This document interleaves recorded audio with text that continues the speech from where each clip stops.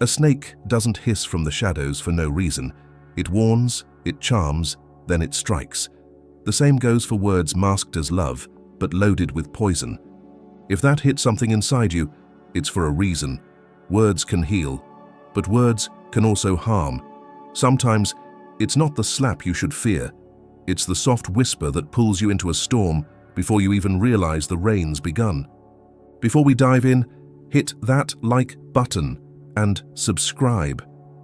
Not just for this message, but to help another woman, maybe your sister, your friend, or even your future self, recognize the signs that could save years of pain. Now, let's get into what really matters. Some men don't show you who they are by what they do at first. They show you through what they say. And I'm not talking about the obvious red flags. I'm talking about the quiet sentences, the clever lines, the ones that sound casual, but cut deep. These phrases are like sugar on a rotten apple, sweet on the outside, sickening at the core.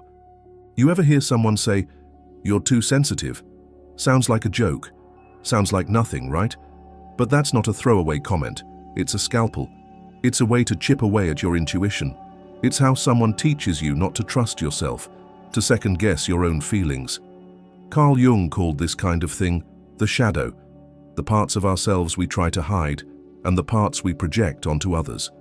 Some men, instead of facing their own darkness, throw it at you and call it your fault. When you ignore these signs, you're not just giving someone else power, you're giving up pieces of yourself.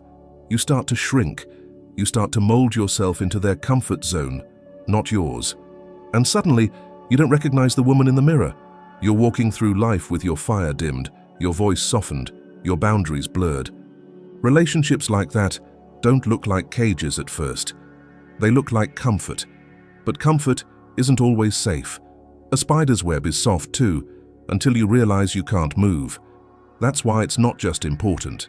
It's urgent that you learn to hear these phrases for what they really are. Warnings. Not every red flag waves wildly. Some hang in silence, waiting for you to look up. Seneca said, "It's not that we have a short time to live, but that we waste much of it." And let's be honest, how much time have we wasted trying to fix someone who didn't even want to be better? How many hours, days, years have women spent explaining their worth to people who were never listening? This stops now, because this video isn't about being bitter, it's about being wise. It's not about avoiding love, it's about demanding a better kind. One where your mind, your peace, and your growth are not negotiable. So, what are these 5 things a man might say that you should never ignore? Stay with me, because each one is a quiet trap, and I'm going to show you how to see it, step over it, and walk away with your head held high. Phrase 1. This is just who I am. Take it or leave it. Sounds familiar. It might seem honest at first, maybe even brave. But look closer. This isn't a man being open. It's a man drawing a line in the sand, daring you to cross it while refusing to take even one step toward growth. Imagine this. You're planting a garden, tending to it with care, watering it daily, but one plant never grows, not because it can't, but because it refuses the water, the sun, the soil. Instead, it tells you, "This is just how I grow, deal with it." Now ask yourself, would you keep pouring yourself into something that rejects growth? When a man tells you, "You have to accept me as I am," you have to pause. Is this coming from a place of real vulnerability, or is it just a well-dressed excuse to stay stuck? Often, this phrase doesn't come out at the start. No, it shows up once you've already started noticing behavior that doesn't sit right. He disappears when things get serious. He gaslights you when you express hurt. He brushes off emotional conversations with sarcasm. And the moment you try to hold up a mirror, he shrugs and says, "This is just who I am." Carl Jung said that self-awareness is the key to wholeness. But he didn't stop there. He warned us. The real work starts when we face the uncomfortable parts of ourselves, the parts we bury. That's called shadow work. And the men who say this line, they're often the ones running from their shadow like it's a ghost. Now you might be thinking, But isn't it important to accept your partner for who they are? Of course. But here's the difference. Accepting someone is not the same as accepting bad behavior. There's a world between loving someone through their flaws and carrying the weight of their unwillingness to change. One is empathy. The other is self-sacrifice. When a man says this line and truly means it as a boundary for his identity, it will come with actions that reflect growth. He'll still listen, still learn, still try. But when this line becomes a wall, a defense mechanism, or a mask to dodge responsibility, it's no longer about identity. It's about avoidance. Emotional laziness dressed up as realness. You might find yourself asking, am I being too hard on him? Or maybe I'm trying to change him too much. And that's exactly the trap. Because this phrase is a master of manipulation. It shifts the focus away from the issue and onto you. Suddenly, you're the problem. You're too demanding, too critical, or trying to change him. Let me tell you this. Growth is a sign of life. Nothing in nature stays the same. Trees bend to storms. Rivers carve through stone. The sun sets and rises. And yet, here's this man telling you that he gets to stay exactly the same, no matter how much damage his behavior does. That's not love. That's ego. And here's the metaphor that hits. Being with a man like that is like rowing a boat while he sits back, arms crossed, complaining about the waves. You're doing the emotional labor. You're having the hard conversations. You're putting in the effort.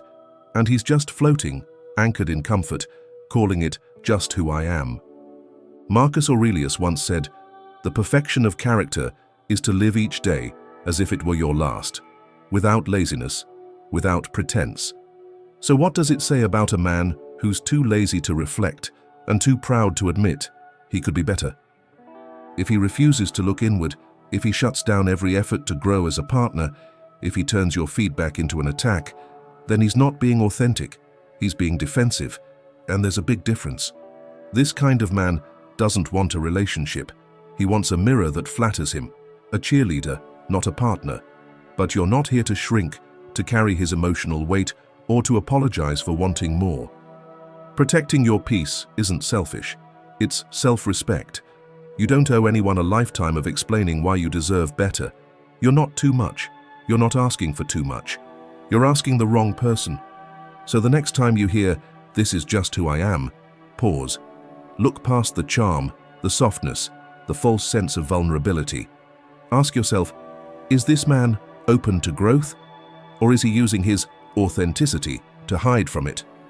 Because if he's unwilling to grow, to meet you halfway, to reflect, then let him stay where he is. Just don't let him keep you there with him. Phrase 2. All my exes were crazy. He says it with a smirk, maybe a laugh. At first, it feels like harmless venting, just a guy talking about his past. But pay attention, not to the story, but to the pattern. Because when a man throws every woman before you under the bus, he's not giving you insight. He's giving you a warning. This isn't just a red flag, it's a whole parade. Here's the truth. No emotionally mature, self-aware man speaks like this. When a man reduces every ex to crazy or toxic, he's not reflecting, he's projecting.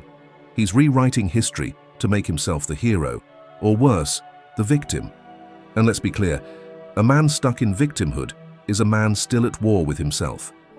Epictetus, the Stoic philosopher, said, "It's not events that disturb us, but our interpretation of them."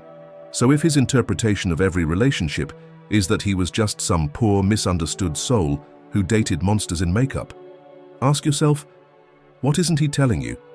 Because a man who never asks, "What was my part in this?" is a man who's never done the work. Carl Jung warned us, the things we refuse to face in ourselves, the shadows we bury, don't just disappear. They leak into our actions, our relationships, our words. When a man talks like this, he's not healed. He's haunted. Haunted by the parts of himself he still blames others for carrying. And here's the brutal irony. The same story he tells you today about his exes, that same story will be told about you tomorrow. He'll say you changed, that you weren't who he thought you were, that you became just like the rest. Why? Because that's the only script he knows.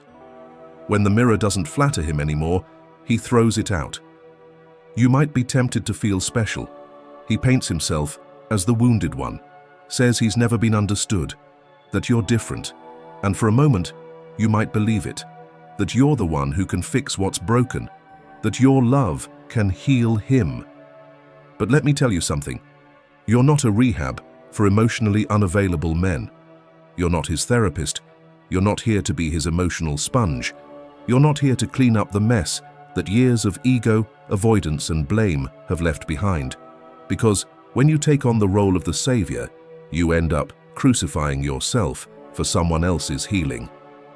Being with a man like this is like trying to build a home on sand. No matter how beautiful the walls, how strong the roof, everything sinks. It's like rowing a boat with a hole in it. You're pouring love into something that's already set to sink. And he won't help bail the water. He'll just complain about the storm. A conscious woman, a woman who knows her worth, her peace, her power, asks the hard questions. Is it truly possible that every single woman he dated was unstable? Or is this just his pattern, a script he's mastered to avoid self-reflection? If he's the common denominator in every wrecked relationship, that's not a coincidence. That's a man who carries the storm with him and blames the weather. You see, a man who has truly grown will never speak about his exes with contempt. He may speak of pain, sure, of lessons, of heartbreak, but he will take ownership. He'll say, "I didn't know how to love back then," or "I see now how I contributed to the damage." That's maturity. That's evolution. But a man who dismisses every woman before you as insane, that's a man who hasn't met himself yet. And until he does, you'll always be an actor in his drama, cast as the villain the moment you ask for more than he's ready to give. You don't need to audition for that role. You're not here to prove that you're better than his exes. You're not here to compete with ghosts. You're here to walk with someone who's done the work, who owns his past, and doesn't use it as a weapon or a sob story. Because if he can't speak with respect about the women he once loved, or claimed to love, what makes you think he'll speak with respect about you when things get hard? So listen closely when he talks about his past. Is it all her fault? Is there always drama, always betrayal, always a wild story? Or does he show signs of growth, accountability, and emotional depth? You deserve a partner, not a man still dragging baggage he refuses to unpack. And if he keeps blaming all his exes for everything that went wrong, maybe it's time to realize he's not a victim of bad luck. He's the architect of the chaos.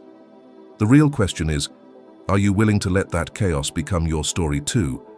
Or are you ready to walk away before your name becomes just another chapter in his never-ending tale of crazy women? Choose peace over potential. Choose truth over fantasy. Choose yourself. Every time. Phrase 3.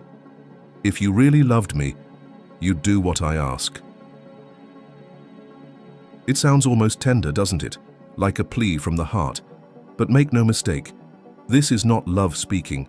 It's control, dressed in soft words. A velvet rope around your neck.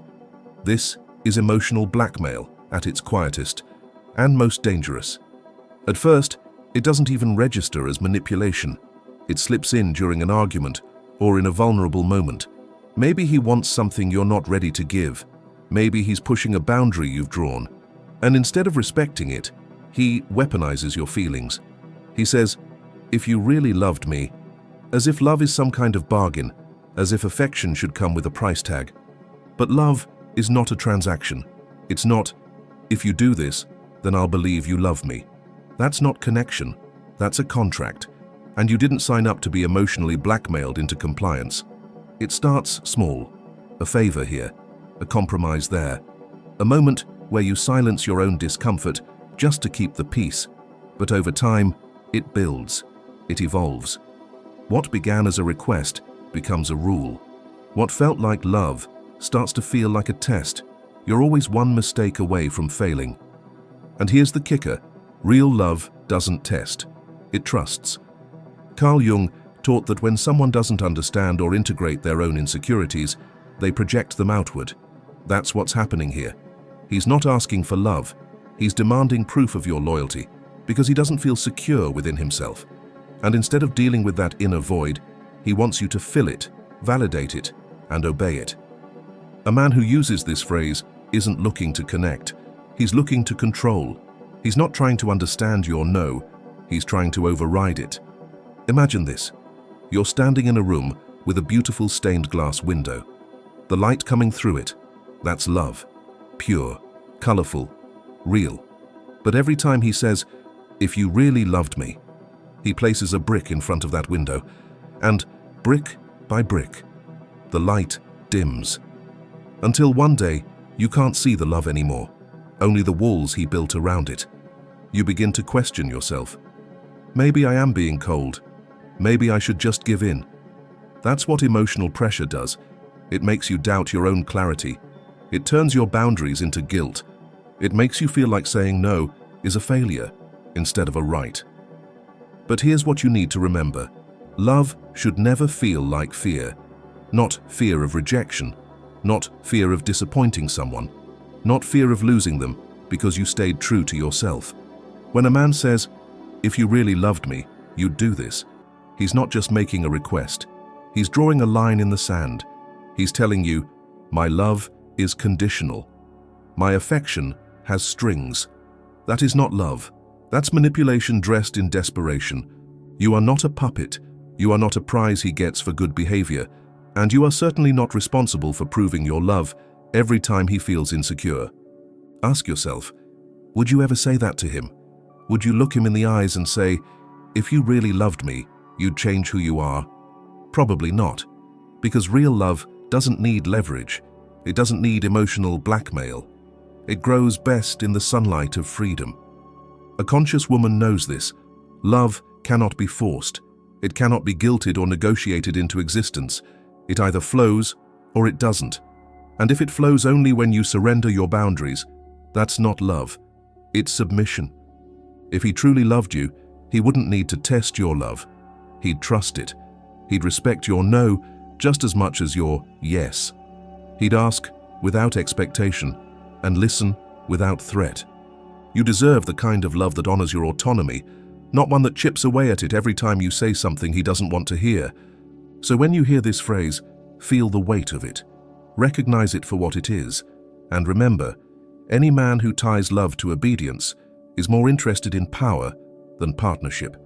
Your heart is not a battlefield where loyalty is proven through surrender. The man who truly loves you will never force your hand. He will meet you where you are, not demand that you shrink, bend, or break, just to keep his ego comfortable. So hold your ground. Love should never sound like an ultimatum. It should sound like understanding, like patience, like, "I hear you," even when you say no. That's the kind of love worth choosing. That's the kind of love worth giving. And that's the kind of love you must demand. Because anything less, that's not love. That's a leash. Phrase 4. You're not enough for me. These 5 words aren't just a cut. They're a calculated strike to your soul. It's not a critique. It's a power move.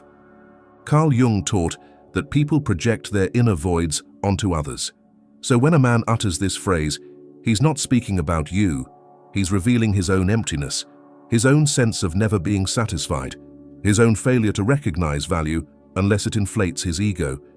He wants you to shrink, to doubt, to chase his approval like it's a prize. But you were never meant to prove your worth to someone who can't even see their own. The Stoics knew better. Marcus Aurelius said, "Do not let another man's soul rule over yours."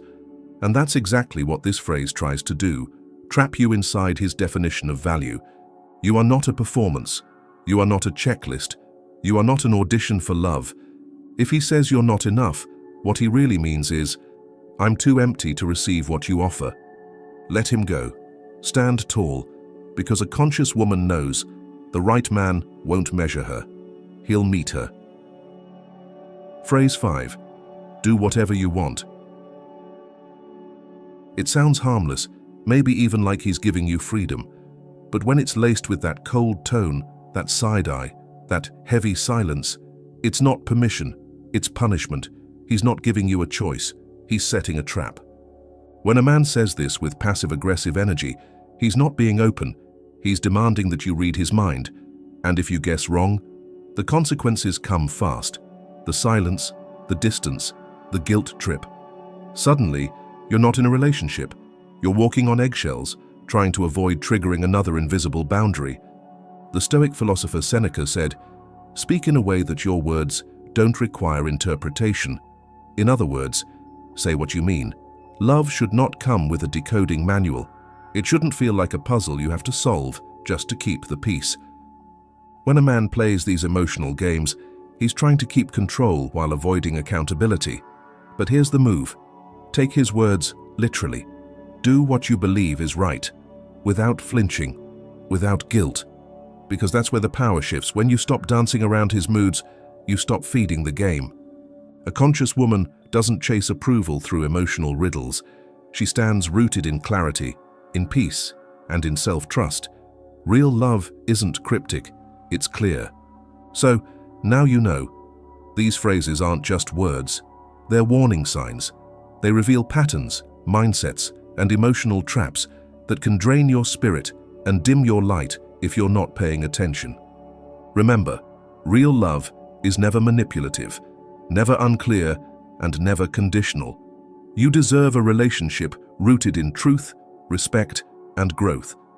If this message resonated with you, help it reach someone who needs to hear it. Like the video, subscribe for more truth like this, and drop a comment below. What red flag have you learned to walk away from? Let's keep each other awake, aware, and empowered.